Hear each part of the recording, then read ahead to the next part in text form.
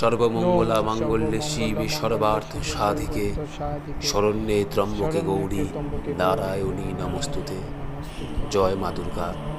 বন্ধুরা, আজ 20 আশ্বিন 7ই অক্টোবর সোমবার।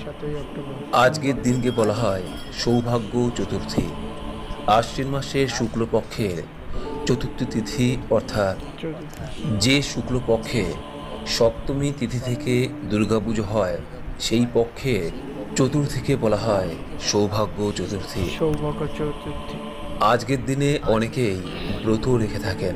বলা হয় এই সৌভাগ্য চতুর্থীর দিন যদি ব্রত করা যায় অথবা এই চতুর্থীর ব্রত কথাটি শ্রবণ করে মা দুর্গার উদ্দেশ্যে একটি প্রদীপ প্রজ্বলন করা যায়, তাহলে গৃহের সৌভাগ্য সর্বদা বজায় থাকে।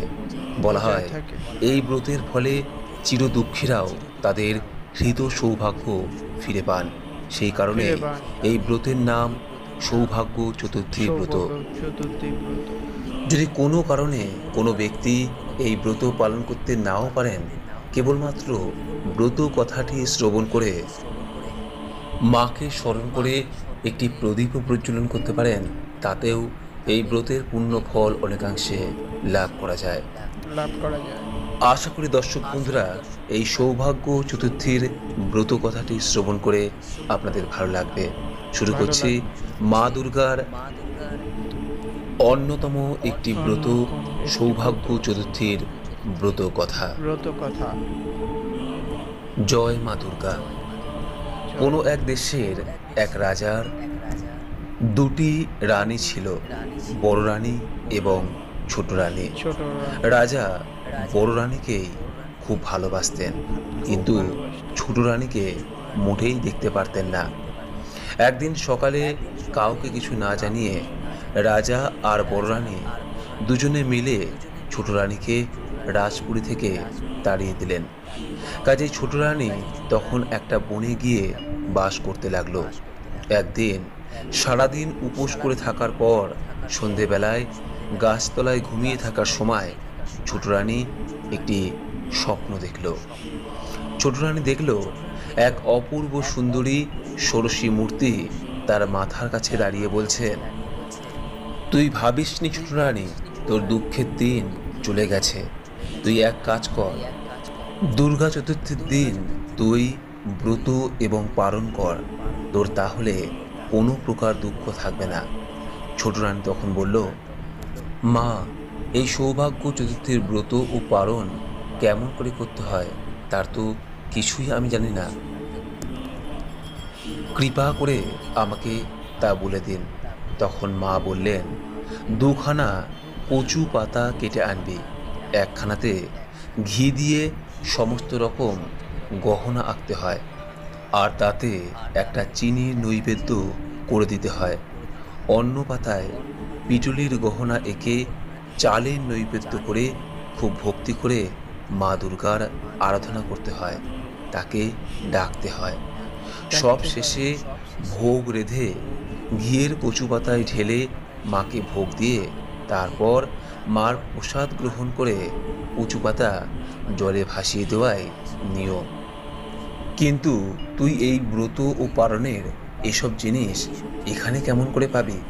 তুই শুধু উপোস করে বনের ফুল দিয়ে মায়ের পুজো করিস, বনের ফল মূলের ভোগ দিয়ে খুব ভক্তি করে মাকে ডাকিস, তাহলেই তোর ব্রত ও পালনের কাজ হয়ে যাবে। এই কথা বলে মা অদৃশ্য হলেন। পরের দিন ভোরে উঠে ছোট রানী সেই ষোড়শীর উপদেশ অনুসারে পুজো আর ব্রতের পালন করল। এইভাবে সেই বনে থেকেই ছোট রানীর 3 বছর কেটে গেল। কিন্তু ছোট রানী প্রতি বছর দুর্গা চতুর্থীর দিন উপোস করে পরের দিন পালন করে এই ব্রত পালন করতে লাগলো। এদিকে রাজার রাজ্যের প্রজারা যখন জানতে পারল যে বিনা দোষে ছোট রানীকে তাড়িয়ে দেওয়া হয়েছে, তখন তারা বিদ্রোহী হয়ে উঠল। তারা রাজাকে সিংহাসন থেকে নামিয়ে দেশ থেকে বিতাড়িত করল। রাজাও শেষে বড় রানীকে সঙ্গে নিয়ে একটা বনে গিয়ে বাস করতে বাধ্য হলেন। বাস করতে হলো। এতে তাঁর খুবই কষ্ট হতে লাগলো।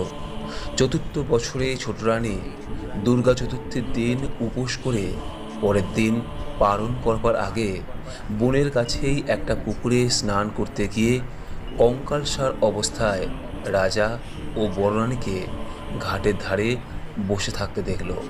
ছোট রানী তাদের অবস্থা দেখে আর সহ্য করতে পারল না, সে ভেঙে পড়ল কান্নায়। শেষে রাজা ও বড় রানীকে তার কুঠিরে নিয়ে এসে ফল মূল খেতে দিয়ে তাদের খুব যত্ন করল। রাজা ও বড় রানীও ছোট রানীর প্রতি নিজের ব্যবহারের জন্য খুব অনুতপ্ত হয়ে ছোট রানীর কাছে ক্ষমা চেয়ে নিলেন। ছোট রানী তখন বড় রানীকে বলল, জানো দিদি, কাল দুর্গা চতুর্থী গেছে, আজ পালনের দিন। এসো আমরা দুজনে মিলে নিয়মিতভাবে পালন করি, এতে আমাদের আর কোনো দুঃখ কষ্ট থাকবে না। ছোট রানী ও বড় রানী দুজনে মিলে পালনের সমস্ত কিছু নিয়ম অনুসার করলেন। এতে সঙ্গে সঙ্গে 4 বছরের ব্রত পূর্ণ হলো। এদিকে রাজ্যের প্রজারা আর মন্ত্রীরা ছোট রানীকে রাজ্যে নিয়ে যাবার জন্য খুঁজতে খুঁজতে সেই বনে এসে উপস্থিত হলো।